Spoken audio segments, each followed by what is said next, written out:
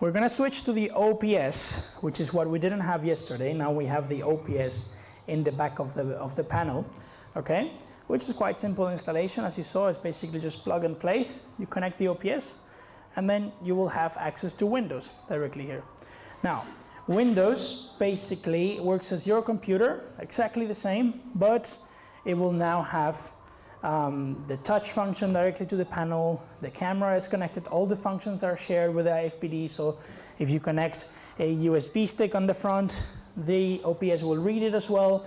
Anything where you connect an external camera on the front, the OPS will read it as well, etc. So it's quite handy as well to have it. Yesterday, I showed the Starboard software, okay, which we spent a little time on it. And the thing, I showed the previous version, okay, which is actually still the official version. However, later this month, this version will come on, which is the updated version of the software.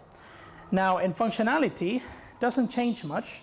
However, you can see that it looks quite different. So it has basically the visuals of the software were upgraded to change from the older looking ones that we have at the moment, and this version is the beta one, which again should come out officially by the end of the month, and you will be able to download from our website as well directly and make the install. Okay, has basically everything that I showed yesterday coming from the document, where you will be able to see all the pages that you have created, different pages, etc.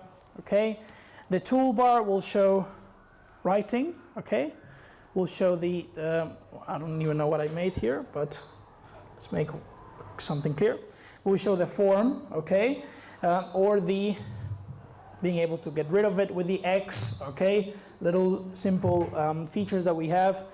Apart from this, we have as well, of course, the pen with different colors. Then we have the selection tool, which you will be able to go to menu and then select different options, okay, that we went through yesterday. So object properties, and then you can change the properties of the object. You can change the background color of the screen, so you can change from gray, or you can put it back to white, etc. You can change the width of the line. You can change the color as well here, etc. You can do many things. Okay, here we have another color. You can set up a hyperlink so that every time you tap that object, it will take you to a different website. You can put an animation to it so that you do fade in, for example, and then the, where is it? Let's do, instead of fade in, let's do fly in. And then the triangle will fly into the board and make that animation, okay? Quite simple. You can put different directions, as you can see here. Boom, play once, and then you have, let's do, for example, you can set the different number of cycles that you want it to do. There you go, etc. So quite simple, but complex at the same time in the sense that when you see it at first, you think it's quite simple, but then when you go deeper and deeper, you see that it has quite many options to use, and it will take a bit of time for you to get the hang of it and just to get completely fluent with the software.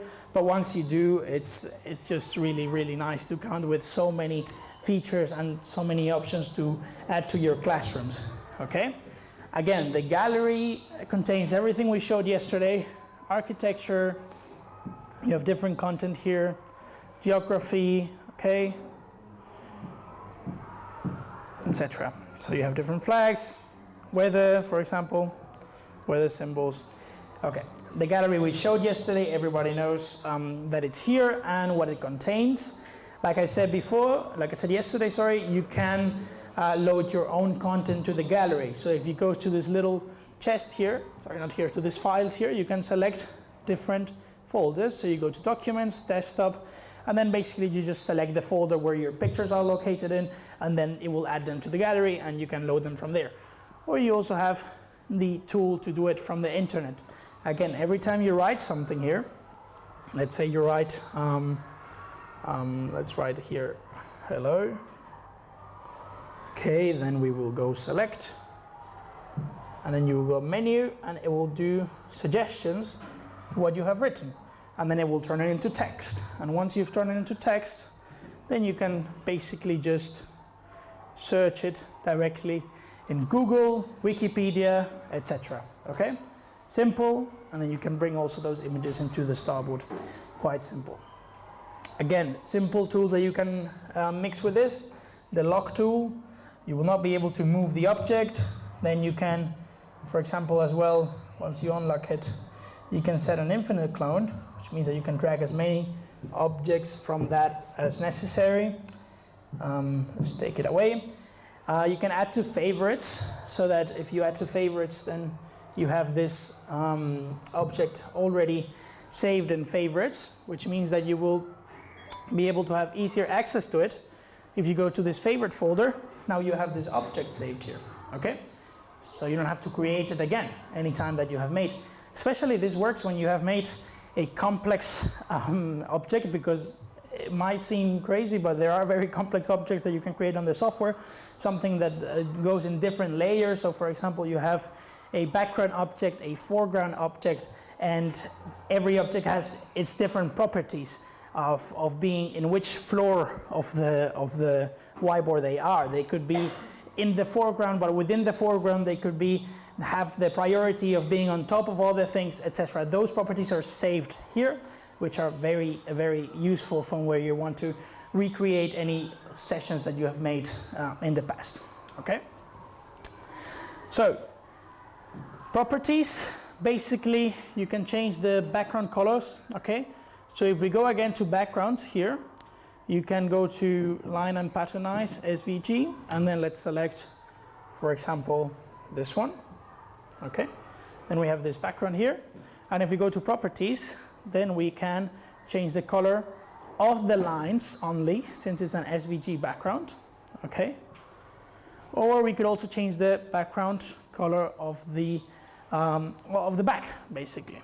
All right, so there you go. So you can make any kind of color combination that you want using the SVG backgrounds. All right, you can set up page transitions, so that anytime you set up a page transition, it will basically let you, look, Coral.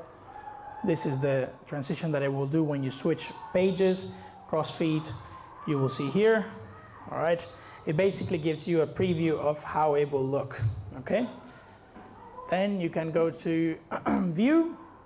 In View, again, you will be able to customize how your interface looks like. So for example, you can add the sidebars, or you can take them out, like here. We took them out now. Let's put them back again. Let's go back to screen layout. And here you can take up the rubbish bin, for example, that is down there. It really depends on how you want to set it up. And all this you can save to your profile, okay? So that you can save it to your profile. In this case, since it's the beta version, currently it's only in English, but don't worry, once it comes out, it will come out exactly in all the languages that we have available in the other version, which are many. So yeah, you can save on your different profiles. Like I said, you go profile, you can load profile, an older profile. So if a new teacher is coming into the classroom, the first thing they do is just go to settings, load profile, and they load their profile. You can do new profile, so you can do this new profile, then you change you do OK, for example, and it will save this profile as a new one, okay? Let's bring it back here. Actually, what I did was bring another profile. You can do save profile as, and then here you can create a new profile, saving it, okay? When you do, again, in this case, you go to profile, load profile, it will basically give you the existing ones, but in this case we don't have. Quite simple. So, Roberto, is there yes. any like Windows, any like search engine here, so we can go straight forward? I don't remember any function, any command. Can I go forward? I cannot memorize all these details. You mean for the software? For the software, yes. If there is. I want to go for a specific function which I don't remember. Oh yes, we have in our. Write it down and go. Yes, so in our website, on Starboard website, we have content on the software. So you have different. We call it Starboard Reels, where we go through every single feature of the software, and then you can just. It's literally most videos are less than 1 minute, explaining you that exact same feature. So then you would go to our website and look them up that way. They are currently in the old version of the software, but the team is working now to remake them on the new version of the software once it comes out. However, even if you're viewing an older version of the software, you will be able to see that it's exactly the same, just with different visuals. So it's quite simple. Okay, and we have here the little bar again. So when you go to settings and then you go to preferences, okay, and then you go to annotation, if you want to use the function that allows you to write on the desktop without being a screenshot, then you need to come to annotation, write on desktop, okay, and then you do okay. And then once you go to the desktop here and then you go back to the pen, then you will be able to write on top of the desktop regardless of that you being on the software. So you can still use your desktop and write over it as well, which will be useful as well if you're watching a video, for example, and you want to mark something on a video. Even while the video is playing, you can also write on top of it. So it's quite useful. But again, this will only work if you activate this function right here, which will be in preferences, and then you would go to annotation, write on desktop. Okay, quite simple. You can also set up the startup mode as whiteboard or desktop. So if you set it up as desktop, it means that when you turn on the software, the first thing you will see is only the floating bar on top of the desktop. Okay, that's it. It depends on how you want to use it, but that is basically how you can use it. All right, and then you have here, for example, the different text recognitions languages that we have available. I believe in this version, they're not all of them, but if I'm not mistaken, this one is Arabic. So even if you do the text recognition in Arabic, you can try it afterwards. When we're in the practice round, you guys can come over to the board and try the text pen tool in different languages as you wish. Let's put it back to English. Okay, and this means that when you go to tools, text pen, and then you write, let's make a new one, and then you write hi, and you will get the text pen. Okay, so later on you can try it in different languages, etc.